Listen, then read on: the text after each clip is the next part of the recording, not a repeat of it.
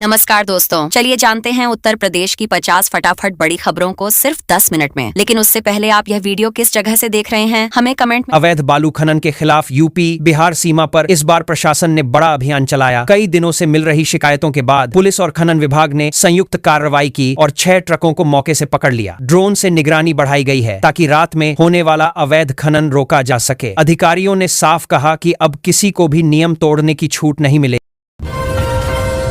अब प्रदेश के स्कूल और कॉलेजों के आसपास नशीले पदार्थों की बिक्री पर और सख्ती कर दी गई है। सरकार ने तय किया है कि किसी भी शिक्षण संस्थान के 500 मीटर के दायरे में ऐसी दुकानों या गतिविधियों को बिल्कुल बर्दाश्त नहीं किया जाएगा। पुलिस को लगातार निगरानी करने और कार्रवाई बढ़ाने के निर्देश दिए गए हैं।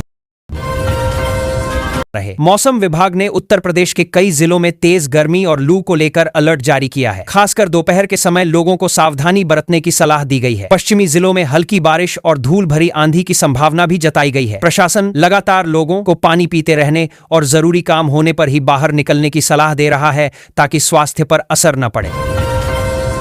महिला सुरक्षा को लेकर राज्य महिला आयोग ने दावा किया है कि प्रदेश में हाल के महीनों में अपराधों में कमी आई है। मिशन शक्ति अभियान और महिला हेल्प डेस्क के जरिए शिकायतों पर तेजी से कार्रवाई हो रही है। इसमें भानीसार में कई जिलों में महिलाओं ने खुलकर शिकायत दर्ज करानी शुरू की है। सरकार का कहना है कि पुलिस और प्रशासन को हर मामले में संवेदनशील तरीके से काम करने के निर्देश दिए गए हैं।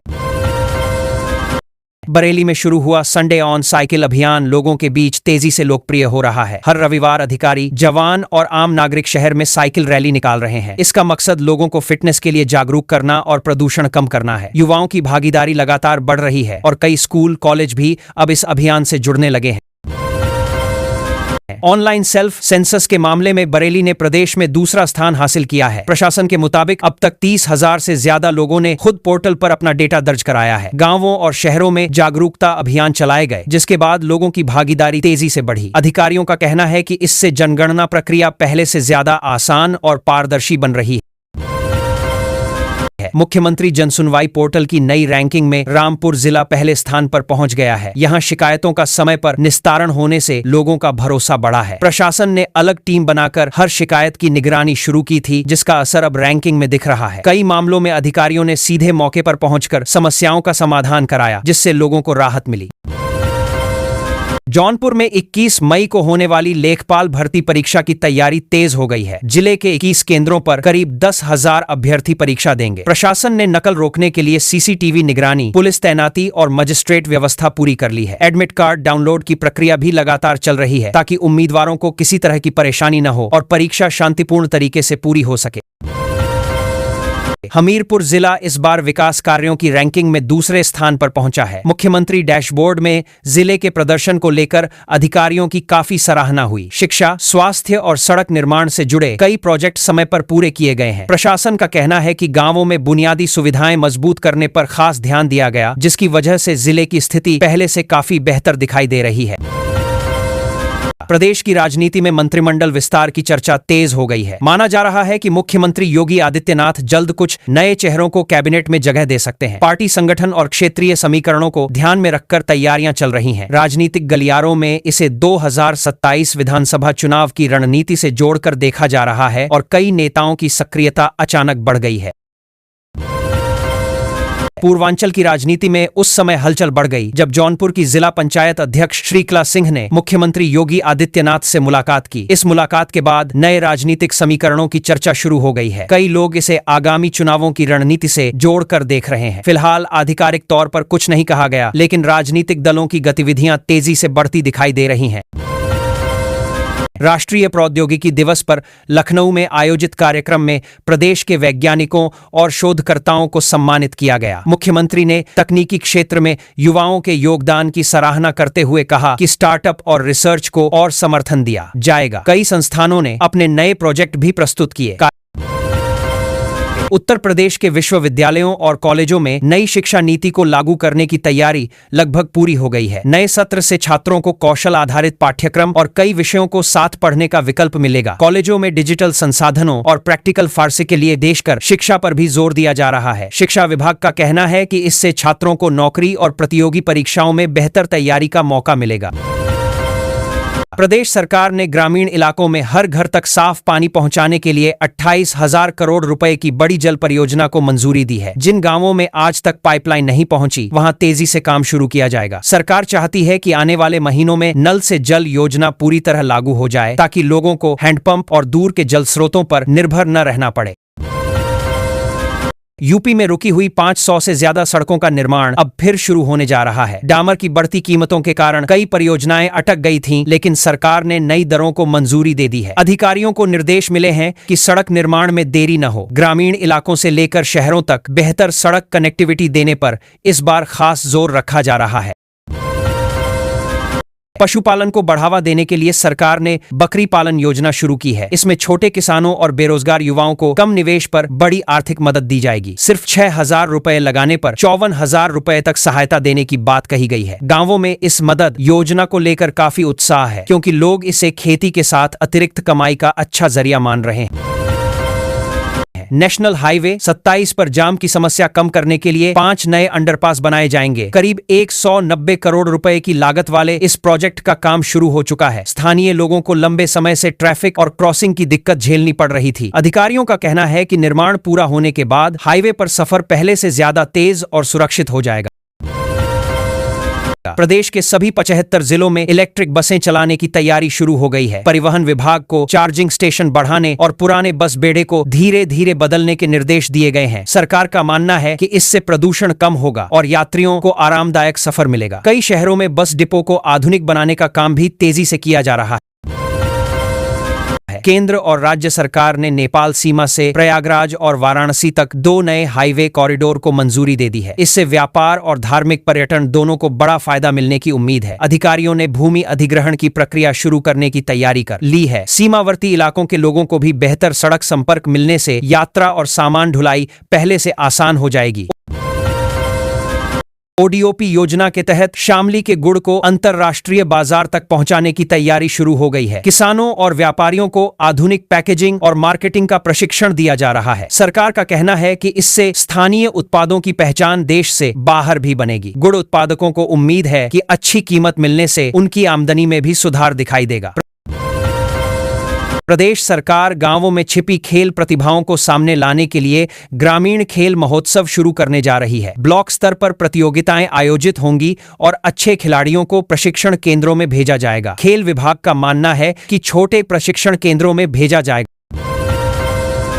गांवों के युवाओं को सही मंच मिलने से राष्ट्रीय और अंतर्राष्ट्रीय स्तर के खिलाड़ी तैयार किए जा सकेंगे। उत्तर प्रदेश के हर जिले में डिजिटल लाइब्रेरी बनाने का काम शुरू हो गया है। यहां छात्रों को प्रतियोगी परीक्षाओं की तैयारी के लिए ई-बुक्स और ऑनलाइन पढ़ाई की सुविधा मुफ्त मिलेगी। कई जिलों में भवन चिन्हित कर लिए गए हैं और तकनीकी उपकरण लगाए जा रहे हैं। छात्रों का कहना है कि इससे छोटे शहरों में भी अच्छी पढ़ाई के संसाधन आसानी से मिल सकेंगे। अटल सेवा केंद्र लखनऊ में बच्चों के लिए एआई ज्ञानशाला शुरू की गई है। यहाँ स्कूली बच्चों को आसान तरीके से रोबोटिक्स, कोडिंग और आर्टिफिशियल इंटेलिजेंस की जानकारी दी जा रही है। पहले दिन ही बड़ी संख्या में बच्चों ने हिस्सा लिया। विशेषज्ञों का कहना है कि ऐसी पढ़ाई बच्चों को भविष्य की तकनीक के लिए तैयार करेगी और नए करियर विकल्प भी खोलेगी। इलाहाबाद हाईकोर्ट ने किराएदारी विवादों पर बड़ा फैसला सुनाते हुए कहा कि तकनीकी कारणों से किसी गरीब व्यक्ति का न्याय नहीं रुकना चाहिए। कोर्ट ने साफ कहा कि प्रक्रिया केवल सुविधा के लिए होती है, इंसाफ रोकने के लिए नहीं। इस फैसले से लंबे समय से फंसे मामलों में राहत मिलने की उम्मीद बढ़ी है और कई परिवारों को कानूनी सहारा मिलेगा। आज लखनऊ में मुख्यमंत्री योगी आदित्यनाथ अपने मंत्रिमंडल का विस्तार करने जा रहे हैं। माना जा रहा है कि करीब 6 नए चेहरों को जिम्मेदारी मिल सकती है। सरकार ने क्षेत्रीय और सामाजिक संतुलन को ध्यान में रखते हुए तैयारी की है। राजभवन में शपथ ग्रहण समारोह की तैयारियां पूरी हो चुकी हैं और राजनीतिक गलियारों में इसे लेकर लगातार चर्चा बनी हुई है। उत्तर प्रदेश में दालों के उत्पादन में इस साल रिकॉर्ड 36% की बढ़ोतरी दर्ज की गई है। किसानों को बेहतर बीज, सिंचाई और सरकारी सहायता मिलने से यह सफलता मिली है। कई जिलों में किसानों की आय पहले से मजबूत हुई है। कृषि विभाग का कहना है कि अगर यही रफ्तार बनी रही तो प्रदेश दलहन उत्पादन में और बड़ी पहचान बना सकता है। मुख्यमंत्री योगी आदित्यनाथ आज कृष्णावतारम फिल्म की विशेष स्क्रीनिंग में शामिल होंगे। यह फिल्म भगवान कृष्ण के जीवन और उनके संदेशों पर आधारित है। सरकार धार्मिक और सांस्कृतिक पर्यटन को बढ़ावा देने के लिए इसे महत्वपूर्ण मान रही है। कार्यक्रम में फिल्म जगत की कई हस्तियां भी मौजूद रहेंगी और युवाओं को भारतीय संस्कृति से जोड़ने पर खास जोर रहेगा। मौसम विभाग ने उत्तर प्रदेश में अगले 4 दिनों तक बारिश और तेज हवाओं का अलर्ट जारी किया है। कई जिलों में गरज, चमक और ओलावृष्टि की संभावना जताई गई है। इससे लोगों को भीषण गर्मी से राहत मिलने लगी है। तापमान में गिरावट दर्ज होने की उम्मीद है। हालांकि विभाग ने बाद में फिर से गर्मी बढ़ने की चेतावनी भी दी है। वाराणसी में मदर्स डे पर एक बेटी ने समाज के सामने नई मिसाल पेश की। उसने अपनी मां के अंतिम संस्कार की सभी जिम्मेदारियां खुद निभाईं। पूरे शहर में इस साहस और जिम्मेदारी की चर्चा हो रही है। स्थानीय लोगों ने इसे महिला सशक्तिकरण की मजबूत तस्वीर बताया। प्रशासन ने भी परिवार के हौसले और बेटी के फैसले की सराहना की है। वन विभाग की नई गणना में उत्तर प्रदेश के राज्य पक्षी सारस क्रेन की संख्या में अच्छी बढ़ोतरी सामने आई है। इटावा, मैनपुरी और औरैया जैसे इलाकों में इनकी मौजूदगी ज्यादा देखी गई। किसानों और वन विभाग ने मिलकर इनके संरक्षण पर काम किया है। पर्यावरण विशेषज्ञ इसे प्रदेश के बेहतर पर्यावरण संतुलन का सकारात्मक संकेत मान रहे हैं। लखनऊ में आयोजित प्रदर्शनी में उत्तर प्रदेश के ओडीओपी उत्पादों को विदेशी खरीदारों से अच्छा रिस्पांस मिला है। पीतल उद्योग, चिकनकारी और टेराकोटा के बड़े ऑर्डर मिले हैं। सरकार इन उत्पादों की अंतर्राष्ट्रीय ब्रांडिंग पर तेजी से काम कर रही है। इससे स्थानीय कारीगरों को सीधे विदेशों से व्यापार का मौका मिलने लगा है और आमदनी बढ़ने की उम्मीद है। 4 धाम यात्रा के लिए उत्तर प्रदेश परिवहन विभाग ने विशेष बस सेवाएं शुरू कर दी हैं। लखनऊ, मेरठ और बरेली से यात्रियों को सीधी सुविधा मिलेगी। बसों में सुरक्षा और ऑनलाइन बुकिंग की व्यवस्था भी की गई है। श्रद्धालुओं को निजी वाहनों की परेशानी से राहत मिलेगी और यात्रा पहले से ज्यादा आसान और व्यवस्थित होने की उम्मीद जताई जा रही है। गोरखपुर में रामगढ़ ताल के पास नया इको टूरिज्म पार्क विकसित करने की मंजूरी मिल गई है। यहाँ नेचर ट्रेल, पक्षी विहार और नौकायन जैसी सुविधाएं बनाई जाएंगी। पूरे क्षेत्र को आधुनिक लाइटिंग और सुरक्षा व्यवस्था से जोड़ा जाएगा। पर्यटन विभाग का मानना है कि इससे पूर्वांचल में घूमने आने वाले लोगों की संख्या बढ़ेगी और स्थानीय कारोबार को फायदा मिलेगा।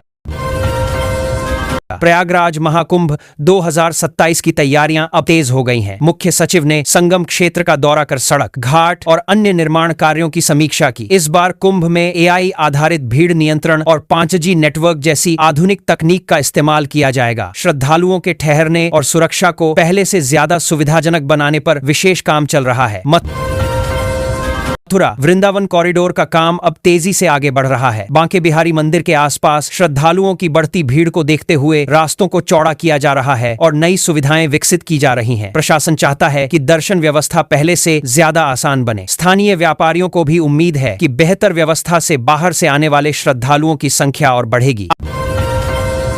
उत्तर प्रदेश सरकार ने सफाई कर्मचारियों के लिए नया आई सेवा पोर्टल शुरू किया है। अब कर्मचारी मोबाइल से अपनी उपस्थिति, वेतन, पीएफ और योजनाओं की जानकारी देख सकेंगे। शिकायत दर्ज करने और उसका समय पर समाधान पाने की सुविधा भी जोड़ी गई है। इससे कर्मचारियों को सरकारी दफ्तरों के चक्कर कम लगाने पड़ेंगे और कामकाज में पारदर्शिता बढ़ेगी।